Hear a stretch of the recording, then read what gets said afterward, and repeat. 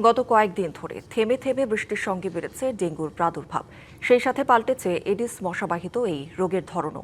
আক্রান্ত ৯১% শরীরে মিলেছে ডেন V3। বিশেষজ্ঞদের আশঙ্কা, এবারের ডেঙ্গুর ভয়াবহতা বাড়তে পারে। তাদের অভিযোগ, ডেঙ্গু মোকাবিলায় যুগপৎ কোনো উদ্যোগ নেয়নি সরকার। শুধু রাজধানী নয়, ডেঙ্গুর দাপট এখন অন্যান্য জেলা শহরেও। স্বাস্থ্য অধিদপ্তরের তথ্য বলছে, চলতি বছর দেশজুড়ে এডিস মশাবাহিত এই রোগে আক্রান্তের সংখ্যা ১১,০০০-এর কাছাকাছি। মৃতের সংখ্যা ৩০ ছাড়িয়েছে। বিশেষজ্ঞদের মতে, ডেঙ্গু সংক্রমণের এই উচ্চ হার চলবে সেপ্টেম্বর পর্যন্ত। নতুন আতঙ্ক ডেঙ্গুর ধরন নিয়ে। সরকারের রোগতত্ত্ব, রোগ নিয়ন্ত্রণ ও গবেষণা প্রতিষ্ঠান IEDCR এর এক জরিপে পরীক্ষিত নমুনার ৯১% মিলেছে ডেঙ্গুর ডেন V3 সেরোটাইপ। ডেন V2 পাওয়া গেছে বাকি ৯%। প্রতিনিয়তই ভাইরাস তার স্বভাব পরিবর্তন করে এবং রোগের লক্ষণে পরিবর্তন চলে আসে। এবারের ডেঙ্গুর ভয়াবহতা অনেক বাড়তে পারে হামে আক্রান্ত হওয়ার কারণে ২ থেকে ৩ বছরের জন্য বিপুল সংখ্যক মানুষের শরীরের রোগ প্রতিরোধ ক্ষমতা নষ্ট হয়ে যায়।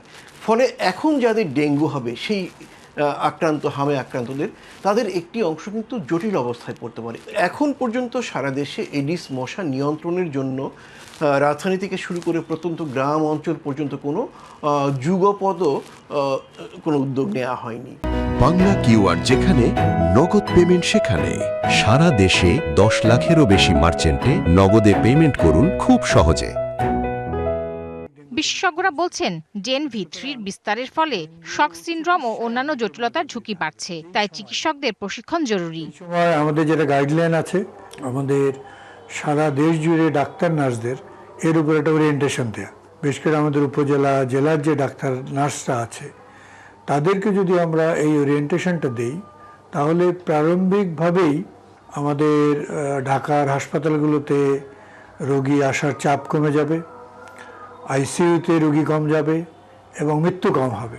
টানা বৃষ্টি ও জলাবদ্ধতার কারণে আগস্ট ও সেপ্টেম্বর মাসে ডেঙ্গু পরিস্থিতি ভয়াবহ রূপ নিতে পারে বলে আশঙ্কা করছেন বিশেষজ্ঞরা। Tahsina Jesy, DBC news, Dhaka.